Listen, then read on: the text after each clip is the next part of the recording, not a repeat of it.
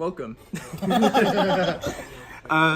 Welcome. Today I'm actually going to be doing something for this YouTube channel. I'm from another one that is Pump Squatch, but I am actually going to be here to give a deck profile, not of Kyber Corp, for I do not have that much money, but instead of a different game. Why Vanguard. not of Kyber Corp? Because I don't screw the rules because I'm a good boy. Exactly. So instead, I'm going to give you guys a deck profile of Gundams. We can show the intro. We will get demonetized. Intro? What intro? Oh, Gundams? Yes. I don't even watch the anime, I'm going to be honest. So, I've seen it when I was a kid. we're going to be starting off with our Grade 0 Dimensional Robo, Goyusha. He has the generic skill of on ride, you draw one card. After which, we're going to follow up with 4 copies of Diamond Ace, our perfect draws. I'm going to follow up with 2 more draw triggers because the extra draw is very helpful in the deck. You're going to want to get through the deck as fast as possible to get your key combo pieces and try and get that very crispy 35,000 power for the extra crit. Thank you for pulling up your fly. Who? The extra draw trigger is also Army Penguin. After that, we have 4 copies of Dimensional Robo. Die Battles. That's going to be 4 critical triggers. Because it's a critical. I lied. We're going to have 3 copies of him and 3 copies of Justice Cobalt. There we go.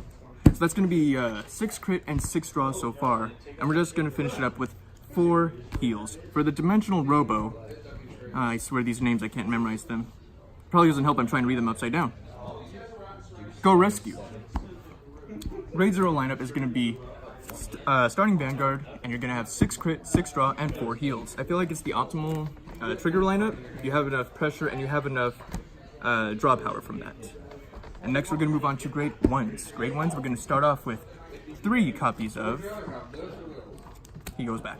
3 copies of Dimensional Robo Die Tiger. I don't find myself using his skill all too often, but that skill of whenever the Vanguard hits, you shove him to Soul to retire an opponent's rear guard. It could be very helpful in certain plays, as well as giving you 1 extra card in Soul. Do you think it'll be helpful against any Protect and Excel deck? Protect or Excel, I don't believe so, because they tend to just keep the Vanguard from hitting anyways. What about against Narukami? Would you stop it with the Narukami? That's all you ever talk about nowadays. I think we need to have an intervention, sir. He's excited. The deck just came out. Yeah. Hey, I'm excited too. Problem being, I have a life outside of card games. How does it compare to other Force decks? Other Force decks? Yes. I'll answer that at the end. Are you sure about that? I'm sure about that. Next up, we're going to use 3 copies of Commander Laurel. Is that Thanos? Thanos? No, he has 2 gloves. Commander Laurel, what he does is Counterblast 1, choose one of your units to double their attack and give them 1 crit. But you have to rest 4 rear guards in exchange. It's a very high cost to do so, but combining this with our rear guard Grade 3 it's a bit of a dick move, but it's a good move. Only 3. Most of the time you're just going to use him to guard, but sometimes when you have to hit for that very, very beautiful extra critical, he does come very well in play. Why 3? Though? Why 3? Because I see a lot of people run 1 or 2. 1 or 2, you never really draw him when you need him. 3, if you ever do draw him but don't need him, that's an extra 10k shield that could always help for defenses. But he could end up being a dead draw. He could be. Oftentimes though, he isn't, and he's either a first ride, or he is a 10k for defense. Okay. Yeah. Next up, with the Grade 3s, we are using 1, 2, 3 of the Overguard. 3 of Dimensional Robo, Die Mariner. He's not the most useful card, but he's useful enough to be a good 3 of instead of a 4 of. Soul Blast 1, when he's placed on rear guard, choose your Vanguard, and whenever your opponent's Vanguard attack, or your Vanguard gains the skill of when it attacks, your opponent has to call 2 cards from hand to Guardian Circle, not including intercepts. Kind of helps to pressure Protect clans a little bit better, as well as clans just having to overguard. They are in a bit of a bind whether they want to do that or not. Sometimes they opt to not.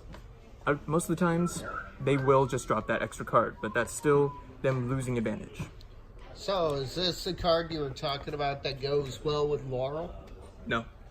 No. There's a card that's just a You could deal 3 damage if it hits. Well, this Alone. one, you're making them overguard. Yeah. It seems like a good combo with Laura. It could be a possible 3-card combo that would be very strong, including the Vanguard, but Yep.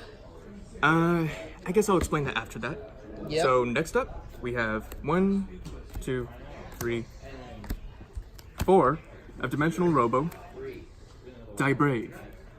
He helps you to get through the deck when you need to. Whenever your Vanguard's attack hits, you could put him to the soul to draw 1 card. He also has the skill of on rear guard, Soul Blast 1 to give your Vanguard an extra 5k. Helps to get your Vanguard up past that power that is needed to get that extra crit, or your target Vanguard at the very least, as well as giving you an extra card in Soul and an extra card to draw if needed. Usually goes off, really helpful when it does, and overall I think it is recommended and needed to play at 4.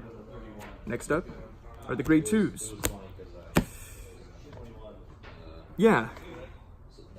Miracle Dandy.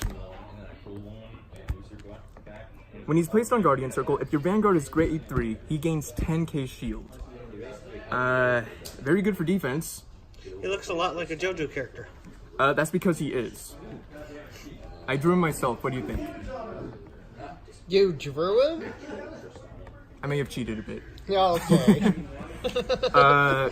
He's good for defense, he does nothing for offense, but this deck I feel like does enough for offense on itself that it could use a bit more cards in defense, so he's perfectly fine with that. For a 15k shield grade 2, if you need to call him to rear guard to attack a bit more, you can, but it's not entirely necessary.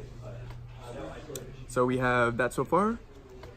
Next up we have 10 of... 10 of.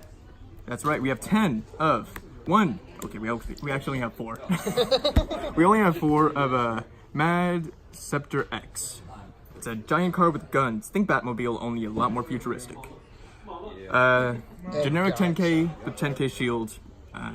If anything, your target ride, the one you would want to ride if you had to ride a grade 2 from hand. That's it. Just 10k shield with a 10k power base.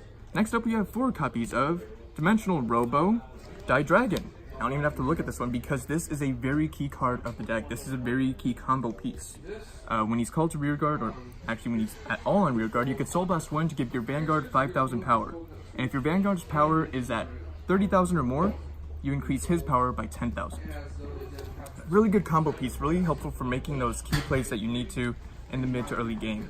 An overall staple as well. Overall, a staple at 4. You need 4 of this card. And it's a very pain when you're going up against like Shadow Paladins versus it. It is. It really is. I can take that in personal preference. I never beat this deck with Shadows. Yeah, this deck can be very versatile. Next up, we're moving to the grade 3s, and this is the unit that you would probably feel a bit of a dick to give the Commander Laurel ability to, but it is Mass Police Leader Silbrig. Oh god, no. Yeah, this continuous on rear guard ability. When your Vanguard's power is 30,000 or more, he gains 5k and a crit. Now imagine doubling that and giving you an extra crit. That's 36,000 power with 3 crit alone, and you haven't even attacked. Unless you have only 4 cards and he's the 4th one coming out. What would you do then? Pressure the hell out of your opponent. Sounds reasonable. Pressure the heck out of it. This deck is seen as a sack deck, but it is very dangerous even if it doesn't sack all that well. I agree. Yeah. You never want to ride him though. He's a dead ride. He does nothing on Vanguard other than give you Twin Drive. So if you ever ride him, it is a big, big trouble and big burden, sad to say. So moving on from that, we have 4 of our preferred ride. Super Dimensional Robo Dayusha. Dayusha! It's Dayusha. If I shout it any louder, we're gonna get kicked out. I know. That's why I went high-pitched. He is your preferred ride. You need 4 copies of him. He has the continuous ability of when his power is 30,000 or more, and this is a Vanguard only ability, he gets plus 1 crit when he's 35,000 or more. You also have the ability to rest one of your, or any number of rear guards to give him 10k for each rear guard rested. But this ability is only once per turn, so you can't use it, then spam the field again, and use it again because it's just a once per turn ability.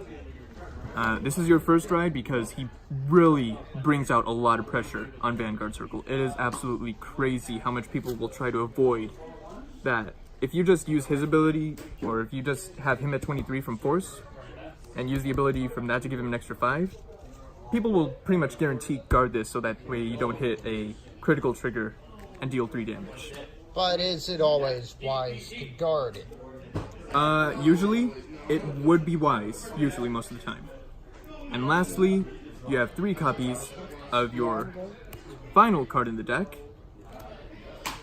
Ultimate Dimensional Robo. Great Dayusha. Let's look at that beautiful SVR.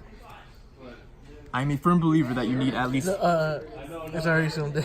It's already zoomed I in. didn't notice that beautiful artwork of a robot. Let's get real. some more close-up of this Gundam, but he is, I believe he works best at 3. Some people run him at 4, others run him at 2, but I feel like he's best at 3. And I'm a firm believer that you need 1 SVR in every deck, I am too. because it's all the more epic when you pull it off for that final win. His skill, Or when you damage check. when you damage check it, that's just, That is like the final damage. oh, that hurts. That hurts. That hurts. It's like rubbing salt in the wound, like, want to tell oh. us about your experience in this, sir? No, I'm a bit salty. Okay, he's a bit salty. Anyways, his ability is that when he's placed on Vanguard Circle, he gains 10k. His second ability is, in hand, when your Vanguard's power is 45,000 or more, and you did not ride yet this turn, after he attacks, you could counterblast 1 to superior ride him, and give all units in your front row plus 10k. He is pretty much your finisher, and if you don't finish with him, your opponent is usually pressured out. If not, by that point, then the odds are things are not going very well. This is not going to be what you want to ride first. If it is, though, just try to make the best of a bad situation and do as much pressure as possible. So far, for the deck, you have your starter with 16 triggers, so 17 grade 0s, you have 13 grade 1s, and a total of, I believe, 11? Yeah, 11 grade 2s and 9 grade 3s. So, moving on to the reason for the lineups of the triggers, I feel like 6 crit and 6 draw is, again, just the optimal decision in terms of triggers. It offers good offense and good defense, and the fact that your main first ride grade 3 already gains a crit when his power is 35,000 or more, kind of makes up for that lack of critical triggers. You could even argue that if you want to, you could take out 2 triggers and run 8 draws if you feel like it's necessary. Or vice versa. Or vice versa. But you always want 4 draw perfect guards. You always do want 4 perfect draws. The reasoning for my grade 1 lineup, good draw power and good ability to give your Vanguard 5,000 power.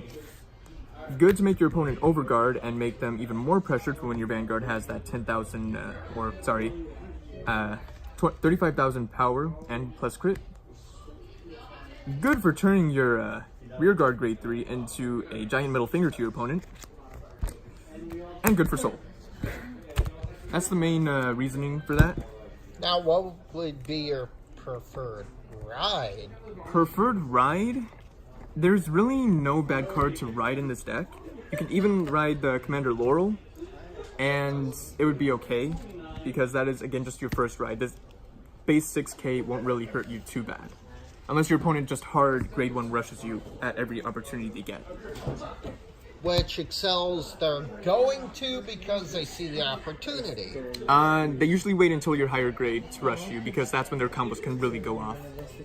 Or when they have the cards to do it. If they do, usually you'll be okay, because they won't really pressure you too far. So that is the reason for the grade 1 lineup. And now the grade 2 preferred ride? Grade 2 preferred ride, I would say, just for so you could pull off your combos a lot easier, would be the generic 10k grade 2. Because for these 2 units, they both have skills that you would either want on rearguard or guardian circle. If you ride into the Die Dragon, it's okay, you have plenty of copies to work with. But if you were to ride the Mad Scepter X, then he is the preferred one, so that way you don't lose any abilities, and you still have plenty of shield to work with anyways. He does nothing on Rearguard or Vanguard, so Guardian Circle is where he's best suited. And this one is just best for Rearguard. So, grade 3s. With the 2 of him, the 4 of him, and the 3 of him. I've seen people running 4 of the Ultimate Dimensional Robo. The reason being that I can understand is you want to draw him, but I feel like if you have too many grade 3s in your deck, you're going to have a lot less defenses. So, who's the preferred ride for grade 3? Oh, definitely just Dimensional Robo Dayusha. Just definitely him.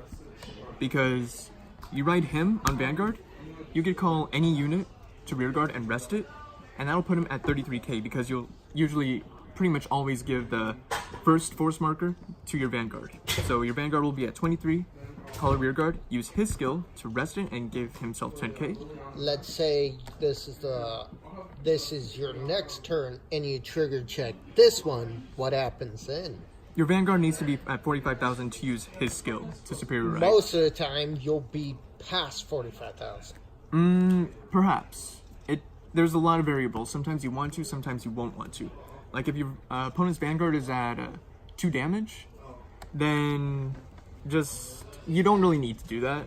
It's when they're at 3 damage or more that you really want to pressure them.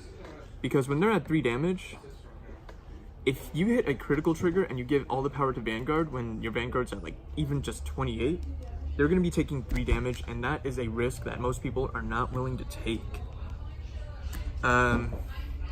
Reason I only have 2 of the Mass Police, I've seen people using him at 3.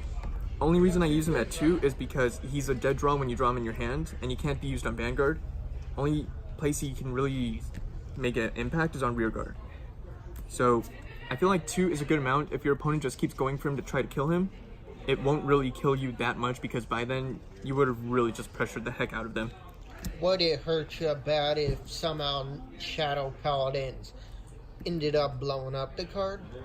Would it hurt you bad? Oh, this card will get blown up. People are gonna go for this card because they don't like that extra 5k in crit. They really don't like it, so he's gonna get blown up.